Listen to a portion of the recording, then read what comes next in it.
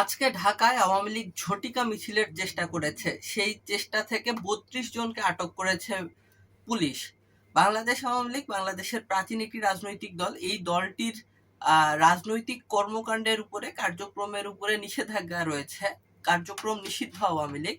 তো এই দলটির যেহেতু কার্যক্রমের উপরে একটি নিষেধাজ্ঞা আছে, তো এই কারণে দেখা যাচ্ছে যে আওয়ামী লীগের নেতাকর্মীরা যখন কোনো রাজনৈতিক কর্মসূচি পালন করার চেষ্টা করে, তখন আইন শৃঙ্খলা রক্ষাকারী বাহিনী তৎপর হয়ে ওঠে এবং তাদেরকে আটক করে।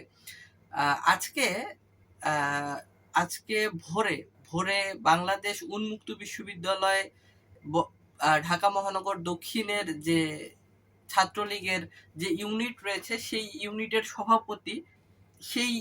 সভাপতির নেতৃত্বে আজ সকালবেলা, একেবারে ভোরবেলা সকাল ৬টার দিকে রাজধানীর আগারগাঁওয়ে মেট্রো রেল স্টেশনের নিচ থেকে তারা একটি মিছিল বাহির করে এবং একটি মিছিল করে বা করার চেষ্টা করে। এইরকম সময় শেরে বাংলা নগর থানা পুলিশ এই তথ্যটি জানতে পারে এবং তারা তৎক্ষণাৎ অভিযান চালায়। অভিযান চালিয়ে ৬ জনকে গ্রেপ্তার করে, ৬ জনকে আটক করে এবং দুপুরবেলা জুম্মার নামাজের পরে ধানমন্ডি ৩২ নম্বর যে এলাকাটা রয়েছে, যেখানে শেখ মুজিবুর রহমানের বাড়ি, সেই এলাকাটাতে দেখা যাচ্ছে যে আবার তারা আহ ফরিদপুরের ভাঙা যে উপজেলা রয়েছে, সেই উপজেলার নেতৃবৃন্দরা এসে ধানমন্ডি ৩২ এলাকায় একটি ঝটিকা মিছিল করে বা করার চেষ্টা করে কিংবা প্রস্তুতি নেয়। এই সময় পুলিশ আসার পরে তাদেরকে ছত্রভঙ্গ করে এবং সেখানে ভাঙ্গা উপজেলা যুবলীগের সভাপতি সহ বেশ কিছু আওয়ামী লীগ এবং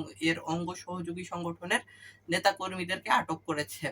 আজ ঢাকায় আওয়ামী লীগের ঝটিকা মিছিলের প্রস্তুতি থেকে সর্বমোট ৩২ জনকে আটক করেছে বলে পুলিশের দেওয়া তথ্যে জানা গেছে।